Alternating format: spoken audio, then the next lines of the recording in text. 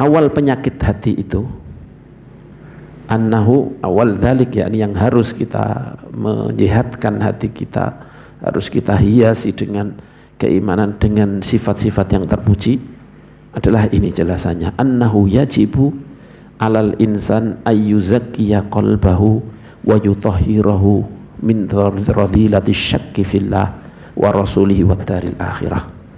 Wajib alal insan, atas manusia, ayyuzakkiya qalbahu, untuk dia membersihkan hatinya, wa yutahhirahu, dan mensucikannya, min radilati syakki, dari keburukan yang sangat keraguan, dari keburukannya keraguan fillah, dalam masalah Allah, wa rasulih, dan utusan Allah, wa daril akhirah, dan ragu tentang darul akhirah.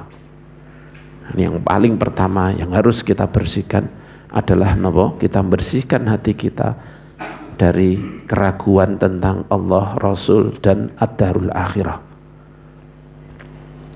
Makanya ini awal ketika diturunkan Al-Quran, maka yang dibahas adalah tauhid. Makanya orang dulu kalau ngaji Quran itu ya, anak kecil ya pasti juz amma dulu. Karena apa? Karena juz amma tauhid. Karena ayat-ayat makkiyah, isinya adalah ayat-ayat makkiyah. Sayangnya kita nggak diajari artinya. Saya itu membekas diajari sama guru saya ketika membaca abasa wa tawalla anja'ul ama, kemudian diceritakan dengan akhirah yauma yafirrul mar'u min akhi, ketika seseorang melarikan diri dari saudaranya, wis gak ada yang berani tanggung jawab.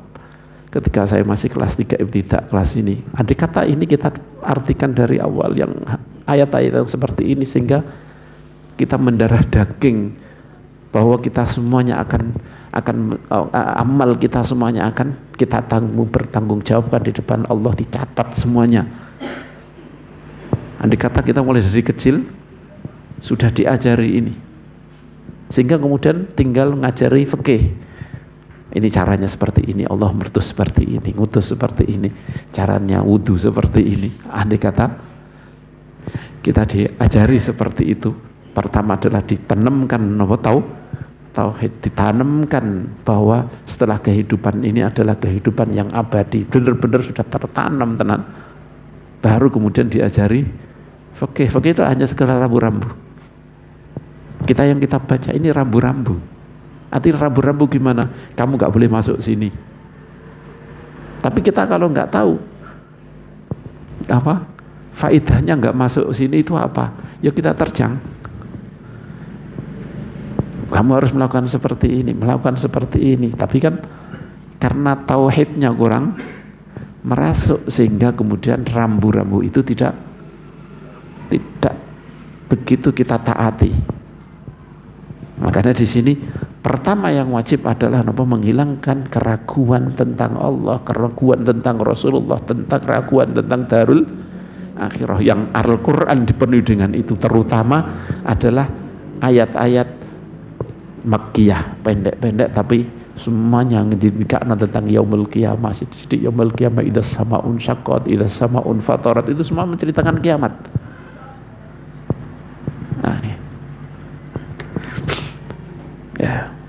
Maka kita harus beliau gitu kok, wajib bagi seseorang, bagi insan untuk membersihkan hatinya, mensucikannya dari keraguan tentang Allah, Rasulnya, dan darul akhirah.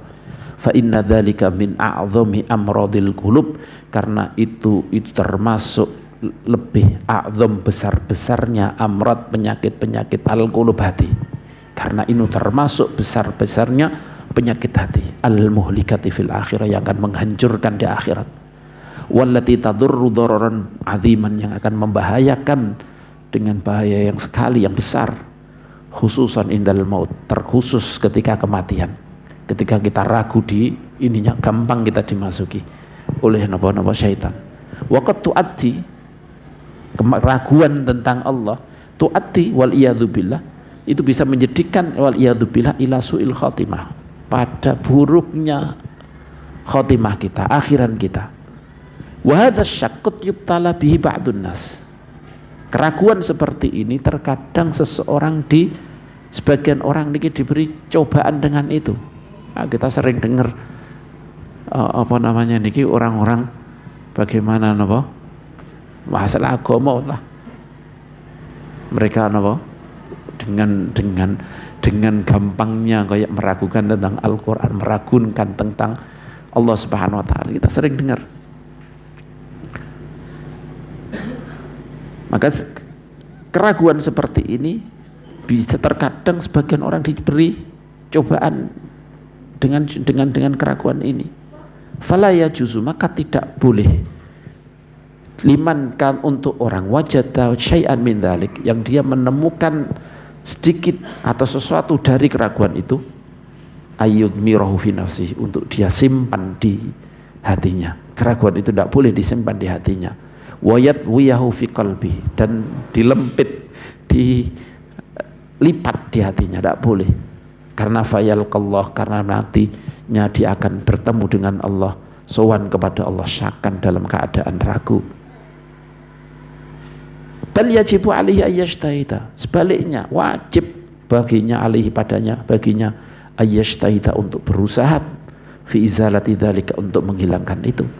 Wa yas'a, dan dia yakni sama usaha itu mandang berusaha serius fi nafi untuk menghilangkan keraguan itu anhu dari hatinya bikulli ma yumkinhu dengan segenap yang dia mampu untuk melakukannya.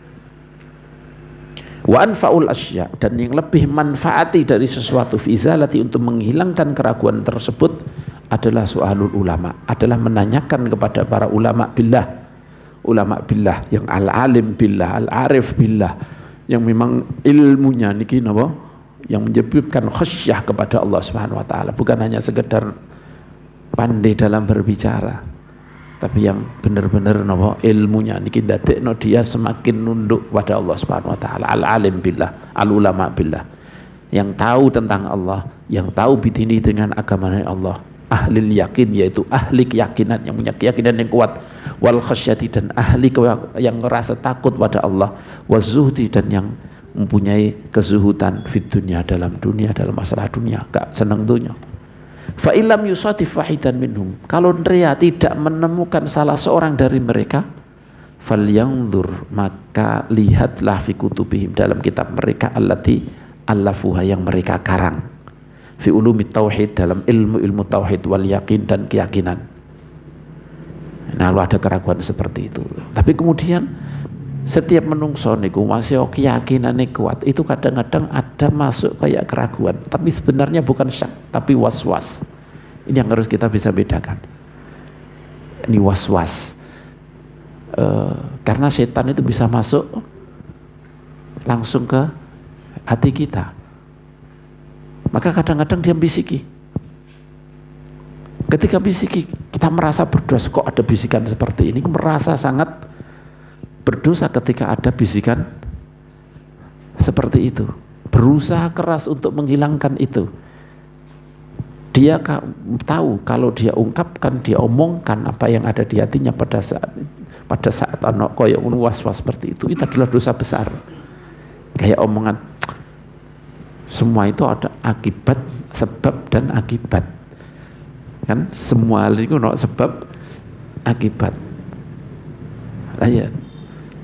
Penyakit karena ini iso sembuh karena ini, maka bisa sembuh dengan ini. Semuanya akan ada akibat-akibat, sebab dan akibat semuanya. Bisa tumbuh karena ada ini, semuanya. Terus kemudian Kanjeng Nabi ngendika, selalu bertanya sampai dunia ini gak mungkin menciptakan sendiri. Yang menciptakan pasti ada, Allah Subhanahu wa taala. Terus kemudian siapa yang menciptakan Allah? Ketika ini Kanjeng Nabi sampai kadang-kadang terbetik pada hatinya seseorang, semuanya ini diciptakan Allah. Lah sebenarnya kan ono sebab akibat. Lah Gusti Allah siapa yang menciptakan? Sampai bertanya kadang di hati, kadang bertanya seperti itu kadang-kadang di hati. Walhasil kalau kita merasa itu adalah sesuatu hal yang jenenge niki yang dosa besar, dan ini merasa itu adalah dosa, ingin hilangkan, maka itulah keimanan.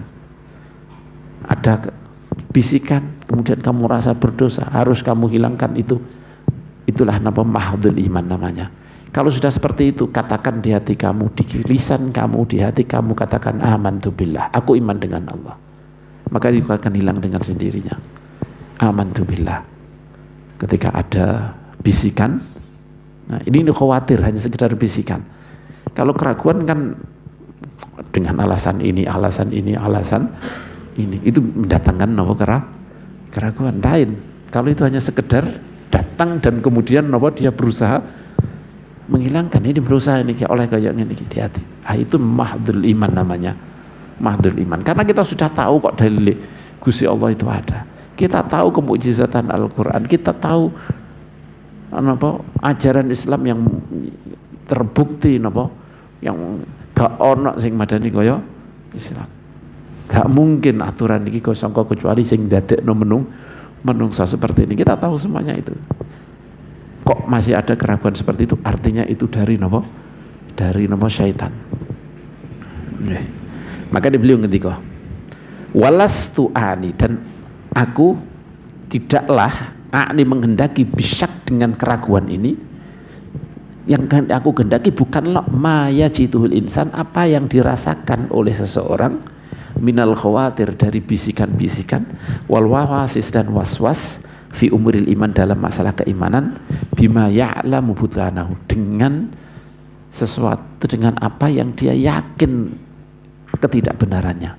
Was-was yang dia yakin itu itu gak benar sebenarnya. Wis yakin, ngerti dalil-dalil, ngerti ikine. Nek gak ngerti dalil ya berarti kudu ditakoni, kudu kita tahu apa jenenge niki bantahane kalau niki nopo keraguan seperti itu. Tapi kalau sudah yakin itu salah, kemudian masih ada bisikan, lah inilah yang disebut was katakan di hatimu apa jenenge niki amantu billah, pasti akan hilang. Pasti akan hilang. Saya juga pernah merasakan seperti itu. Tapi saya tegal amantu billah, kemudian hilang dengan sendirinya. Wa yajidu qalbahu, dan apa yang ditemukan tapi dia yakin batalnya, wa yajidu qalbahu musammiman ala khilafi, dan dia menemukan hatinya bertekad untuk melawan itu, untuk melawan was-was tersebut. Wa nafsuhu karihah, sedangkan hatinya juga tidak suka, karihatun geding lahu kepadanya. Wa nafiratan, dan melari, nafiratan anhu, dan dia menemukan hatinya lari dari bisikan-bisikan itu. Fa inna dzalika huwal waswasah, maka itu adalah waswasa, disebut waswas saja, hanya bentikan-bentikan hati saja. Wa yakfil insan fi dzalika ayyakraha, cukup bagi seseorang dalam masalah ini, dalam masalah itu untuk membencinya. Wa yu'ridha anha, dan dia berpaling darinya. Wa yasta'idza billahi minha, dan dia minta perlindungan daripada itu. Nah,